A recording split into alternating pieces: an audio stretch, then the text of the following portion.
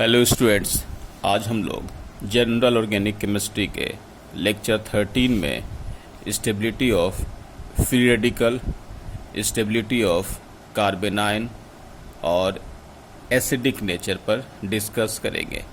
इससे पिछले लेक्चर में हम लोगों ने स्टेबिलिटी ऑफ कार्बोकेटाइन पर डिस्कस किया था।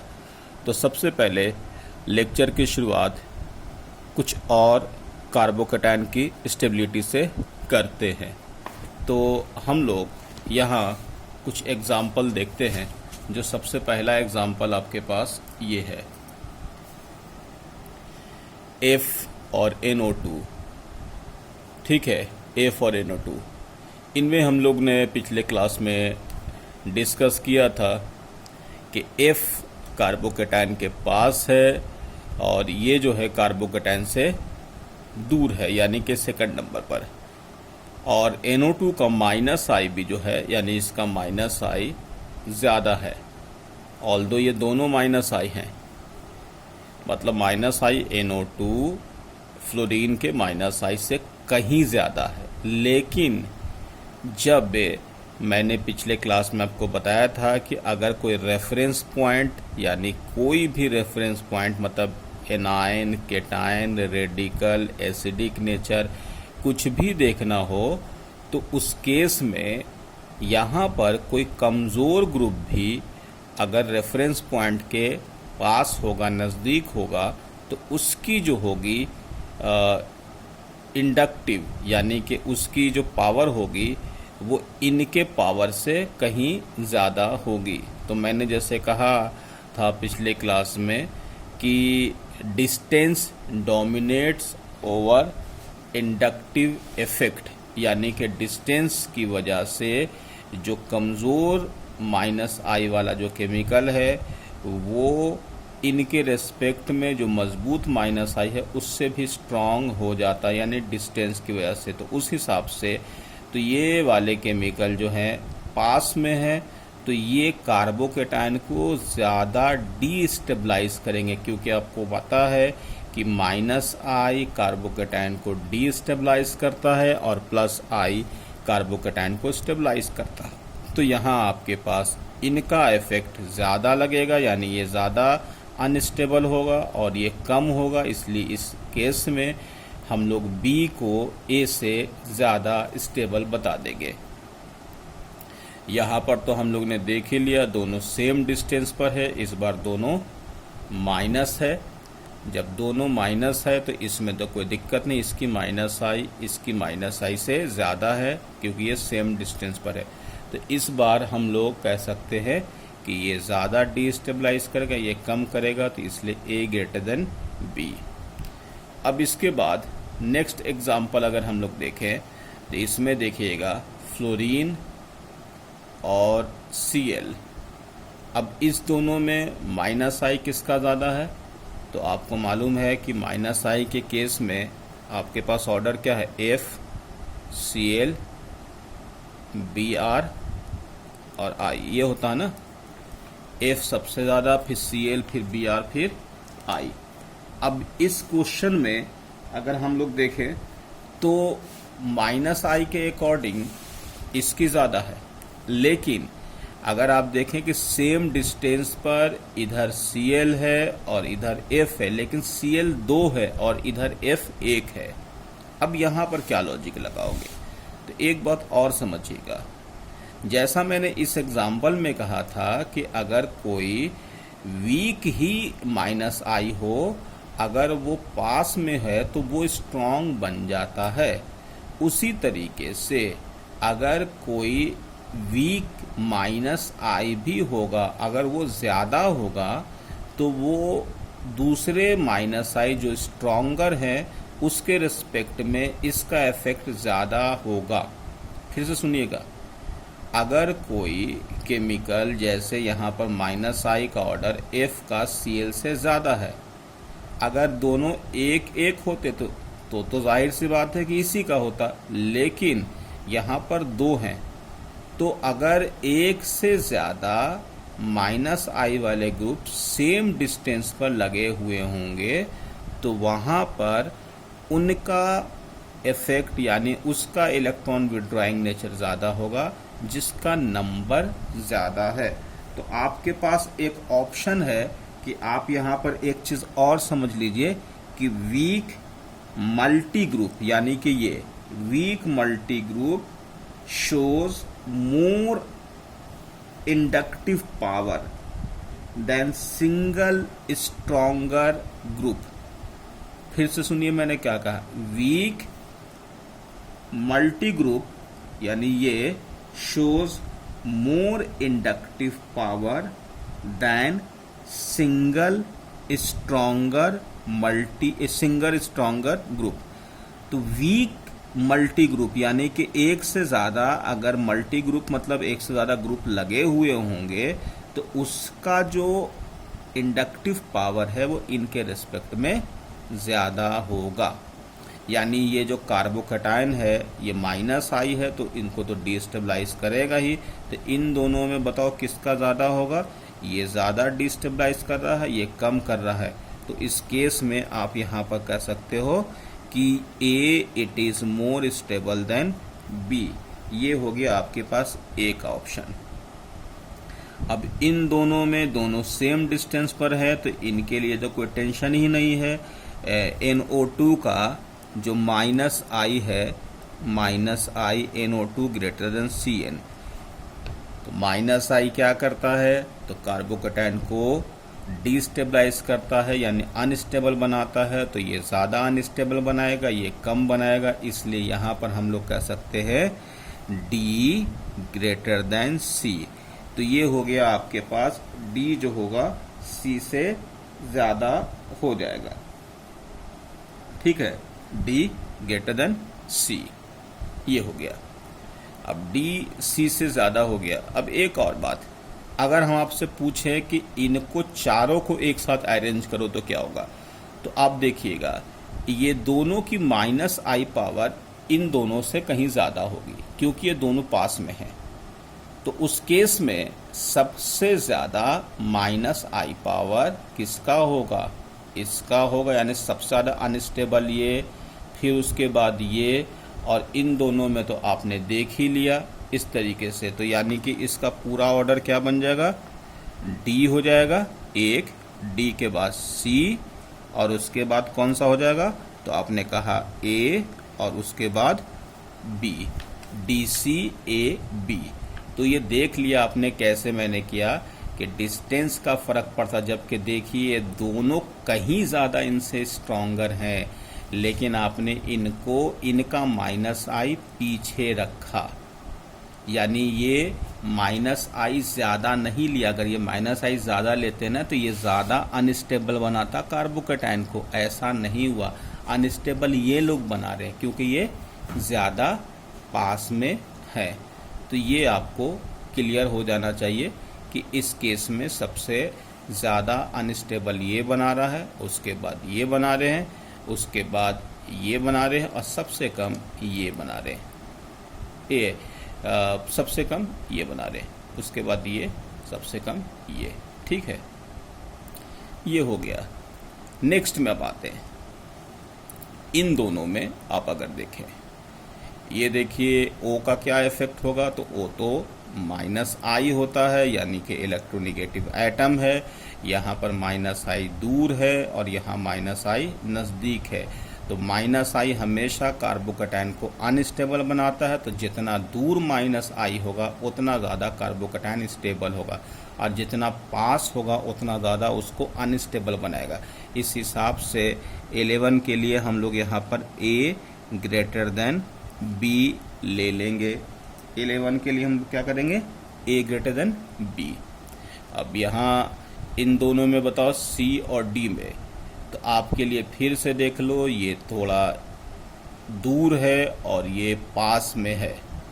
तो आपको मालूम है कि दोनों का माइनस आई इफेक्ट होगा, लेकिन ये ज़्यादा माइनस आई शो करेगा, यानी कि इस कार्बोकैटायन को ज़्यादा अनस्टेबल बना देगा। तो उस केस में इन दोनों में ज़्यादा स्टेबल कौन सा होगा, तो आप बोलोगे C होगा, और उसके बाद D हो जाएगा। ये समझ रहे हो, ये दोनों सेम थे, लेकिन यहाँ पर 2 इन है, इसलिए इसका माइनस आई ज़्यादा लगेगा। जितना माइनस आई ज़्यादा लगेगा उतना कार्बोकैटायन अनस्टेबल होगा, इसलिए C ग्रेटर देन D होगा। तो ये हो गया आपके पास ऑर्डर। नेक्स्ट में यहाँ फिर से देखिए ABC में, तो इस वाले में अच्छा माइनस आई कौन सा है, तो सबसे पहले माइनस आई में NO2, फिर CN, फिर F। तो अब आपके लिए मामला क्लियर हो गया, क्योंकि यहाँ पर सब सेम डिस्टेंस पर है, इसलिए सबसे ज़्यादा अनस्टेबल ये बनाएगा, फिर उसके बाद ये, फिर उसके बाद ये। तो सबसे ज़्यादा अनस्टेबल ये बना रहा है, यानी कि सबसे ज़्यादा अनस्टेबल कार्बोकैटायन ये बनाएगा, फिर उसके बाद ये, फिर ये। तो सबसे ज़्यादा स्टेबल कहाँ बन रहा है, C में, फिर B में, फिर D में। यानी कि 13 के लिए हम लोग यहाँ पर ऑर्डर क्या ले लेंगे, 13 के लिए C, B और A, यानी C, B और A हो गया। ये वाले 14 के लिए आपके पास क्या हो जाएगा, CH3+, CH2D, CHD2, CD3। अब यहाँ पर तो आपके लिए क्लियर हो गया कैसे, तो D केमिकल है, जितना ज़्यादा प्लस, क्योंकि आपको मालूम है D का प्लस आई बढ़ रहा, तो जितना ज़्यादा प्लस आई बढ़ेगा उतना स्टेबिलिटी ऑफ कार्बोकैटायन इंक्रीज हो जाएगा। तो उस केस में सबसे ज़्यादा स्टेबल ये होगा, फिर उसके बाद ये, फिर ये, फिर ये। तो इसमें ऑर्डर इस तरीके का आ जाएगा स्टेबिलिटी ऑफ कार्बोकैटायन को लेकर के, ऐसा आप बोल दोगे। अब इन दोनों में देखिए 15 नंबर में यहाँ पर sp2 हाइब्रिडाइज कार्बन के ऊपर पॉजिटिव है, और यहाँ पर आप देख सकते हैं कि ये इनके ऊपर यानी कि एक नॉर्मल केमिकल के ऊपर है। तो आप खुद बताइए कि दोनों में कार्बोकैटायन ज़्यादा स्टेबल कहाँ पर होगा। तो कार्बोकैटायन के लिए हमेशा इलेक्ट्रॉन डोनेटिंग ग्रुप उसको स्टेबलाइज करता है। तो यहाँ पर तो आपके लिए सिंपल है कि यहाँ एक मिथाइल मान लो और इधर भी मान लो, ये इलेक्ट्रॉन डोनेटिंग ग्रुप है, और यहाँ पर sp2 है। sp2 क्या होता है कि उसकी इलेक्ट्रोनिगेटिविटी इससे कहीं ज़्यादा होती है, तो वो इलेक्ट्रॉन को खींच करके इनकी स्टेबिलिटी को और घटा देगा, यानी कि कम कर देगा। तो उस हिसाब से हम लोग यहाँ पर कह सकते हैं कि ये वाले केमिकल की स्टेबिलिटी इससे ज़्यादा होगी, यानी कि इस वाले में क्या बोलोगे, B ग्रेटर देन A हो गया। अब इसमें फिर से आओ, पहले वाले में इलेक्ट्रॉन डोनेटिंग कार्बोकैटायन की, इस वाले में ये sp2 है और ये डोनेटिंग है, तो ये सबसे ज़्यादा स्टेबल, ये कम, और ये इसमें तो दोनों तरफ से sp2 है, तो ये बहुत ज़्यादा अनस्टेबल बना रहा है, ये थोड़ा कम स्टेबल करेगा, ये सबसे ज़्यादा स्टेबल कर देगा। तो इसलिए इस केस में क्या हो जाएगा, ऑर्डर A पहले हो जाएगा, फिर उसके बाद B और फिर उसके बाद C हो जाएगा। यहाँ आपके पास फिर से है NO2 का जो इफेक्ट है वो कैसा है, तो वो है माइनस आई। तो 3 माइनस आई, 2 माइनस आई और 1 माइनस आई। माइनस आई बढ़ने से कार्बोकैटायन की स्टेबिलिटी कम होती है, इस वजह से सबसे ज़्यादा अनस्टेबल फर्स्ट वाला, फिर उसके बाद सेकंड, फिर उसके बाद ये। तो ये ऑर्डर हो गया। यहाँ फिर से देखिएगा कार्बोकैटायन है, फ्लोरीन माइनस आई होता है, यहाँ पर माइनस आई नज़दीक में है, यहाँ पर माइनस आई दूर में है। तो जितना माइनस आई नज़दीक में होगा उतना कार्बोकैटायन अनस्टेबल होगा। तो इनके रिस्पेक्ट में ये अनस्टेबल ज़्यादा है और यहाँ पर ये कम है। तो ऑर्डर क्या हो जाएगा, B ग्रेटर देन A हो जाएगा, यानी कि ये ज़्यादा स्टेबल हो जाएगा। अब फिर से यहाँ देखिए, इस वाले में आपको फिर से बता दें कि ये सारे केमिकल सेम डिस्टेंस पर है। ऑर्डर आप बता दीजिए इसमें क्या होगा। ये सारे माइनस आई हैं, तो माइनस आई में NO2, फिर F, फिर Cl, फिर Br, फिर I, ऐसा है।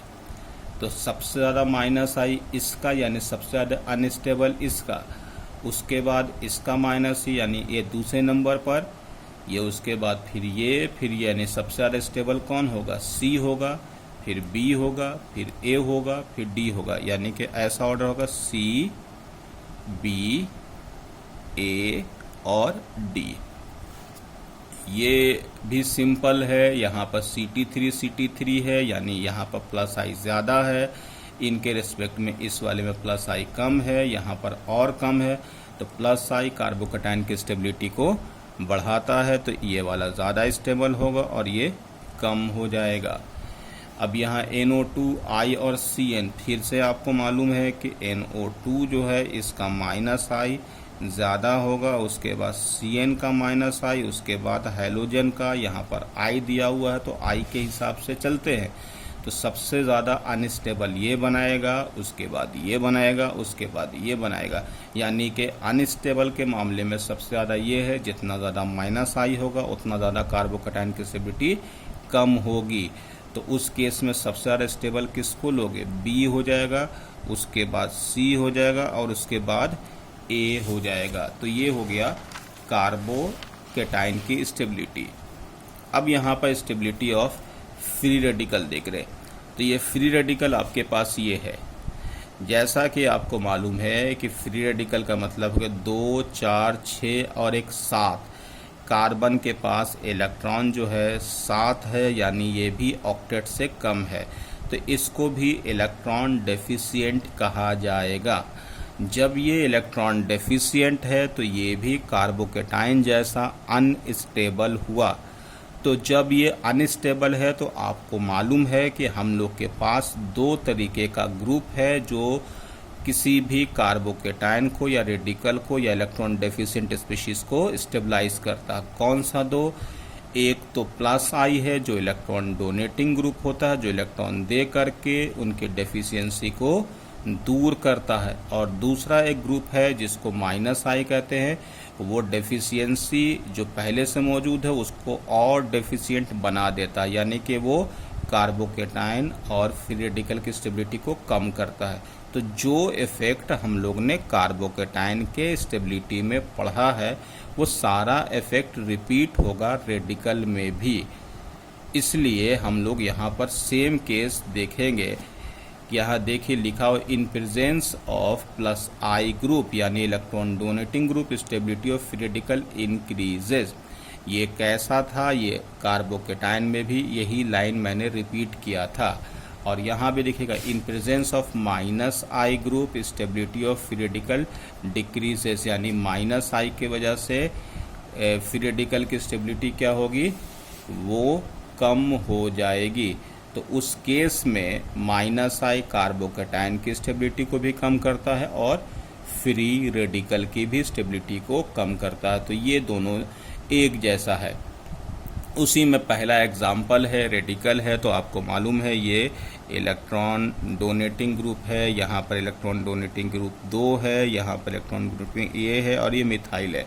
तो आप जैसा कार्बोकैटायन में लिख रहे थे यहाँ पर भी आप कह सकते हैं कि सेम उसी चीज़ को यहाँ पर हम रिपीट कर दें।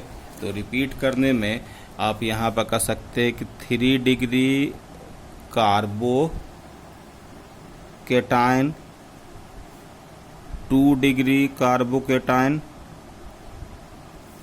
और उसके बाद 3 डिग्री 2 डिग्री और यहाँ 1 डिग्री कार्बोकैटायन, और फिर यहाँ पर है मिथाइल। ठीक है, कार्बोकैटायन। इनकी या इसी को हम लोग कह सकते हैं टर्शियरी कार्बोकैटायन, और उसके बाद सेकेंडरी कार्बोकैटायन, और इसके बाद प्राइमरी कार्बोकैटायन, और फिर है मिथाइल कार्बोकैटायन। यही सेम चीज़ जहाँ जहाँ पर मैंने कार्बोकैटायन जो पिछली बार लिखा था यहाँ पर 3 डिग्री फ्री रेडिकल बोल दो, सब जगह पर फ्री रेडिकल बोल दो, यानी सभी जगह पर जो कार्बोकैटायन है वो क्या होगा? फ्री रेडिकल हो जाएगा। Tertiary free radical, secondary free radical, primary free radical और मिथाइल फ्री रेडिकल। तो आप जैसे 3 डिग्री कार्बोकैटायन स्टेबल है तो वैसे ही 3 डिग्री फ्री रेडिकल भी स्टेबल होगा। उसके बाद 2 डिग्री कार्बोकैटायन स्टेबल था तो 2 डिग्री फ्री रेडिकल भी स्टेबल होगा। 1 डिग्री कार्बोकैटायन है तो 1 डिग्री फ्री रेडिकल भी इनके रेस्पेक्ट में कम स्टेबल होगा।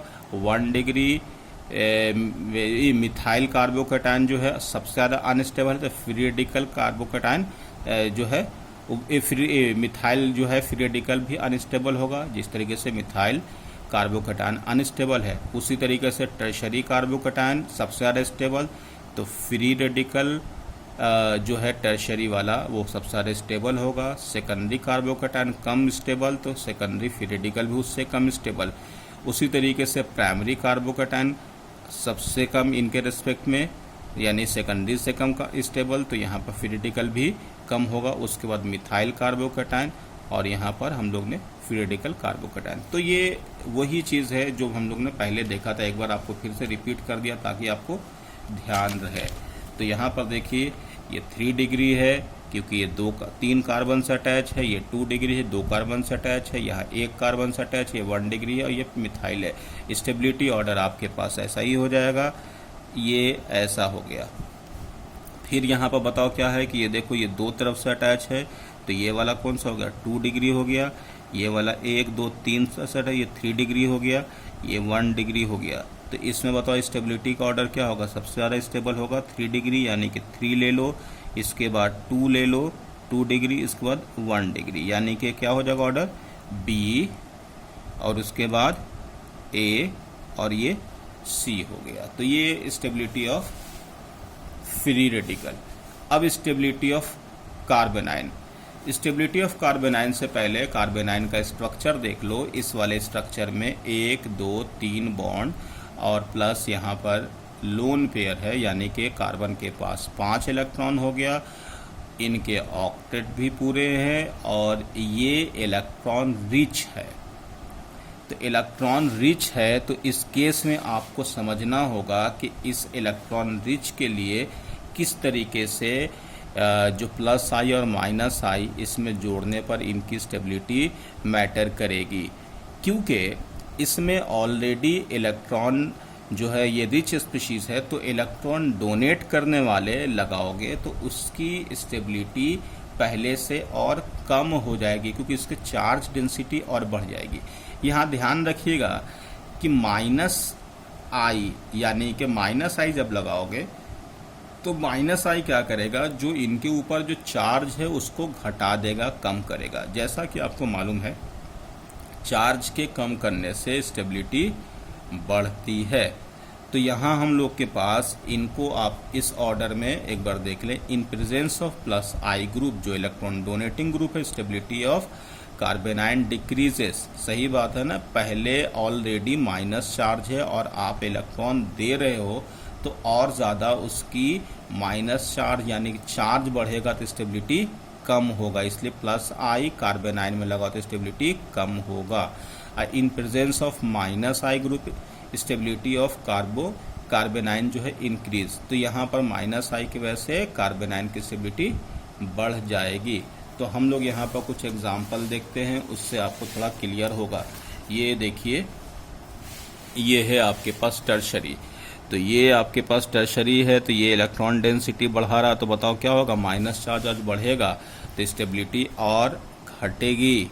यहाँ पर आपके पास ये थोड़ा सा इलेक्ट्रॉन डोनेटिंग कम है और यहाँ पर और कम, यहाँ पर सबसे कम।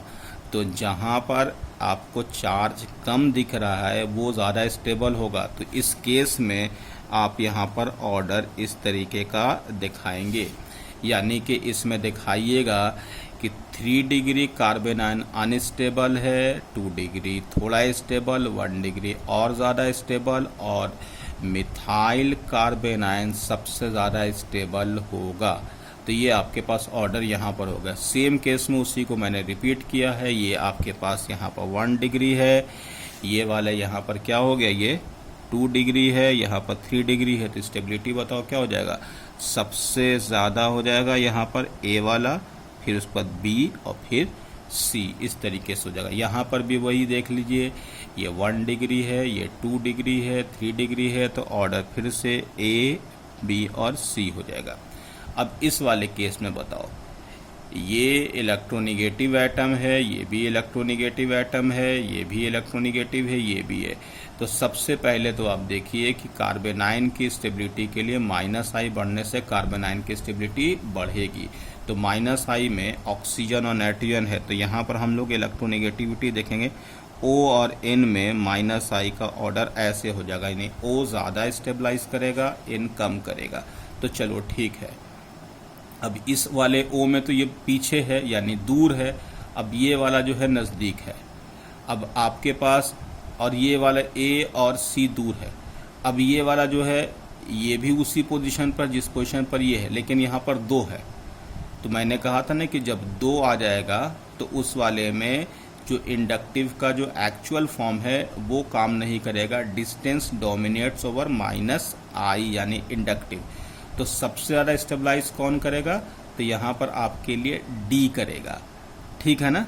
तो सबसे पहले यहाँ पर ले लो डी, डी के बाद कौन सा होगा, फिर इसके बाद हो जाएगा बी। ये दोनों हो गया आपके पास, ये सेम डिस्टेंस वाले में यहाँ पर ज़्यादा वाला है, ये कम, ठीक है। अब इन दोनों में बताओ, तो इन दोनों में ये दोनों सेम डिस्टेंस पर है, लेकिन इसकी माइनस आई इससे ज़्यादा होगी क्योंकि ये इलेक्ट्रोनेगेटिव ज़्यादा है। तो डी बी और ए और यहाँ पर हो जाएगा सी। तो यहाँ पर आपके पास हो जाएगा डी बी ए सी। अब इस वाले फॉर्म में बताओ 5 नंबर में इस वाले में क्या होगा, तो आप फिर से देखिए माइनस है माइनस है माइनस है माइनस है। तो यहाँ पर भी डिस्टेंस वाला केस लगाइएगा, ये दोनों तो देखिए दूरी पर है, ये दोनों दूरी पर है। अब ये दोनों को ही आप यहाँ पर देख रहे, तो सबसे नज़दीक F है और Cl है। F की माइनस आई ज़्यादा होती है, लेकिन हम लोग को मालूम है कि जब 2 ग्रुप होता है तो उसकी माइनस आई जो है इंडक्टिव पर डोमिनेट कर जाएगी। तो सबसे ज़्यादा स्टेबल कौन हो जाएगा, यानी ये ज़्यादा जो है माइनस आई शो करेगा, यानी कि यहाँ पर हम लोग ले लेंगे B ले लेंगे। पहले B ले लिया, B के बाद फिर कौन सा लेंगे, B के बाद C ले लेंगे। तो इन दोनों में ये क्यों ज़्यादा हुआ, तो अभी थोड़ी देर पहले देखा रहा है कि जो अगर मान ले कि मल्टी ग्रुप लगा हुआ होगा तो वो कुछ भी हो, अगर स्ट्रॉन्गर भी होगा तो उससे ज़्यादा यहाँ पर इसकी पावर हो जाएगी। तो B से C हो गया। अब ये दोनों के बाद दोनों सेम डिस्टेंस पर है, तो इनकी माइनस आई ज़्यादा अच्छी है, तो माइनस आई एनायन की स्टेबिलिटी को बढ़ाता है। तो बी सी, इसके बाद ए, और यहाँ पर क्या हो जाएगा बी, सबसे पहले बी हो जाएगा, फिर उसके बाद सी हो जाएगा, फिर उसके बाद यहाँ पर ए हो जाएगा, फिर डी होगा, ए और फिर डी, ठीक है ना। सबसे पहले बी फिर सी, फिर इन दोनों में सेम डिस्टेंस का माइनस आई ज़्यादा है तो ए और फिर डी। अब यहाँ पर भी देखिएगा कि ये इलेक्ट्रॉन डोनेटिंग ग्रुप है, यहाँ पर भी इलेक्ट्रॉन डोनेटिंग ग्रुप है, और ये वाले जो है इलेक्ट्रोनिगेटिव एटम, यानी ये sp2 कार्बन। ये वाला कौन सा कार्बन है, sp, और ये वाला कार्बन कौन सा है, ये तो इलेक्ट्रॉन डोनेटिंग ग्रुप। तो अगर आपको यहाँ पर दिखाई दिया हो तो इस वाले में ये sp2 है, इसकी इलेक्ट्रोनेगेटिविटी कम, इसकी ज़्यादा, इसकी सबसे कम। तो यहाँ पर इस केस में जैसे जैसे इलेक्ट्रोनिगेटिव एटम यानी माइनस चार्ज माइनस आई बढ़ेगा उससे स्टेबिलिटी बढ़ेगा। तो उस केस में सबसे ज़्यादा हम लोग ले लेंगे सी को, फिर उसके बाद ए को, फिर उसके बाद बी को ले लेंगे। अब यहाँ पर आपके पास नेक्स्ट में है ए और बी में, तो यहाँ पर 2 माइनस आई है इसलिए इसकी स्टेबिलिटी ज़्यादा होगी, क्योंकि ये 2 माइनस है तो 2 ज़्यादा चार्ज को डिक्रीज करेगा। यहाँ पर एक आपको प्लस आई भी है, तो इस वाले में ऑर्डर होगा ए ग्रेटर देन बी। इस वाले में देखिए NO2 और Cl आपको तो पता ही है, NO2 की माइनस आई ज़्यादा होगी तो ये इसको ज़्यादा स्टेबलाइज करेगा, इसलिए ए ग्रेटर देन बी हो जाएगा। अब इसके बाद नेक्स्ट में हम लोग यहाँ पर एसिडिक स्ट्रेंथ देख रहे हैं। एसिडिक स्ट्रेंथ में थोड़ा सा एक चीज़ समझिएगा यहाँ पर कि एसिडिक स्ट्रेंथ हम लोग कैसे देखेंगे। एसिडिक स्ट्रेंथ में जब किसी एसिड को एक्वस सॉल्यूशन में ऐड करोगे तो H+ और A- बनेगा। ये सबसे पहले देखिएगा। H+ A- में एसिडिक नेचर का स्ट्रेंथ बढ़ेगा, यानी कोई भी एसिड बहुत अच्छा एसिड कब होगा जब यहाँ पर का जो एनायन है वो बहुत ज़्यादा स्टेबल हो। पहला लॉजिक यही लगाना है। माइनस आई प्लस आई वो हम लोग बाद में देखेंगे, पहले क्या देखेंगे कि जिस एसिड से H प्लस आयन हटने के बाद जो एनायन बनेगा, जिसको हम लोग एसिड के बाद जब H प्लस हटने के बाद जो एनायन, उसको हम लोग कंजुगेट बेस कहते हैं। तो वो कंजुगेट बेस का स्टेबिलिटी ज़्यादा होना, वो जितना ज़्यादा एनायन स्टेबल होगा वो एसिड उतना स्ट्रांग होगा। जैसे मेरे पास कुछ एग्जाम्पल हैं, FCH2, Br, Cl और I। तो अगर आप यहाँ पर इस एग्जाम्पल को देखेंगे तो इस एग्जाम्पल में सबसे ज़्यादा माइनस आई यहाँ पर है, फिर उसके बाद ये है, फिर ये है, फिर ये है। ठीक है, चलो अब इसको छोड़ दो थोड़ी देर के लिए। अब इनमें से सब में से H हटा दो और इसको एनायन बना दो। देखो इसका भी एनायन ये हो गया, इसका एनायन ये, इसका एनायन ये, इसका ये। अब इसमें बताओ कि इलेक्ट्रॉन विड्रॉइंग ग्रुप यानी कि खींचने वाला माइनस आई सबसे ज़्यादा ये स्टेबल बनाएगा, उसके बाद ये बनाएगा, उसके बाद ये बनाएगा, उसके बाद ये बनाएगा। तो बताओ कि सबसे ज़्यादा स्टेबल एनायन कहाँ पर, यहाँ पर है। तो इसका ये वाला पार्ट सबसे स्ट्रॉन्ग एसिड हो जाएगा। फिर समझिएगा, किसी भी एसिड का जब एनायन स्टेबल है तो उसका एसिडिक पार्ट ज़्यादा स्ट्रॉन्ग होगा। तो हम लोग यहाँ पर कह सकते हैं कि इस एनायन की स्टेबिलिटी बढ़ेगी तो इसका एसिड ज़्यादा स्ट्रॉन्ग होगा। तो इसमें एक लॉजिक आप लिख सकते हैं सिंपल वे में कि acidic nature increases with increasing minus I, कि माइनस आई के बढ़ने से एसिडिक स्ट्रेंथ जो है वो बढ़ेगा। ठीक है, एसिडिक स्ट्रेंथ इंक्रीज होगा। तो यहाँ पर ऐसा भी लॉजिक लगा सकते हैं, अगर आप एनायन वगैरह ना बनाए तो इसका माइनस आई सबसे ज़्यादा, उसके बाद ये, फिर ये, फिर ये। तो यहाँ पर ऑर्डर क्या हो जाएगा, सबसे पहले 1, फिर 2, फिर 3, फिर 4। ये हो गया एसिडिक नेचर का ऑर्डर। तो यहाँ पर आप पहचान लिए एनायन को लेकर के। दूसरा क्वेश्चन है, इन दोनों में देख लो, आप सिंपल देख ले, ये तो इलेक्ट्रॉन डोनेटिंग ग्रुप है और यहाँ पर ये वाला जो है माइनस आई है। तो माइनस आई के बढ़ने से एसिडिक नेचर बढ़ेगा, तो यहाँ पर एसिडिक ज़्यादा ये होगा। इस वाले में देख लो, Cl है और यहाँ पर D है, या सबको कंपेयर करना हो, इस वाले में देखो एक मिथाइल इलेक्ट्रॉन डोनेटिंग ग्रुप है, यहाँ पर ये माइनस आई है, यहाँ पर 2 माइनस, यहाँ पर 3 माइनस। तो सबसे ज़्यादा एसिडिक कौन होगा, माइनस आई बढ़ने से एसिडिक स्ट्रेंथ यानी एसिडिक नेचर बढ़ेगा। तो इस वाले में क्या हो जाएगा ऑर्डर, सबसे पहले D ले लो, फिर C ले लो, फिर इसके बाद B ले लो और फिर A ले लो। तो ये है आपके पास माइनस आई के अकॉर्डिंग। नेक्स्ट एग्जांपल अगर हम लोग यहाँ देखें, इन दोनों में देखो, यहाँ पर ये प्लस आई है, ये माइनस आई है। माइनस आई बढ़ने से एसिडिक नेचर बढ़ेगा, इसलिए B ग्रेटर देन A लिख लो। इस वाले में ये प्लस आई है, इसका इफेक्ट तो यहाँ, इस वाले में ये प्लस आई है और इसका इफेक्ट तो 0 है, इसलिए इस केस में B ग्रेटर देन A हो जाएगा। यहाँ पर 5 नंबर में देखा जाए, NO2 की माइनस आई ज़्यादा है, उसके बाद Cn की होती है, उसके बाद Cl की होती है। तो माइनस आई के बढ़ने से एसिडिक नेचर बढ़ता है, तो उस केस में सबसे अच्छा स्ट्रॉन्ग एसिड A हो जाएगा। इसके बाद कौन सा होगा, B, और उसके बाद C हो जाएगा। नेक्स्ट में इन दोनों में कौन सा होगा, तो इसका इफेक्ट क्या है, प्लस आई। प्लस आई एसिडिक नेचर को कम करेगा। ठीक है, माइनस आई बढ़ाएगा तो प्लस आई कम करेगा ना। और फिनाइल का नेचर कैसा होता है, माइनस आई होता है, इसीलिए एसिडिक नेचर इसका ज़्यादा हो जाएगा।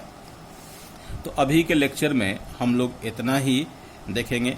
अगले लेक्चर में हम लोग आगे जो है कुछ और एसिडिक नेचर के कुछ और अलग एग्जाम्पल पर डिस्कस करेंगे, और इसके बाद हम लोग एसिडिक नेचर के बाद जो है नेक्स्ट में हम लोग रेजोनेंस यानी इलेक्ट्रॉनिक इफेक्ट का जो नेक्स्ट पार्ट है रेजोनेंस हम लोग शुरू कर लेंगे।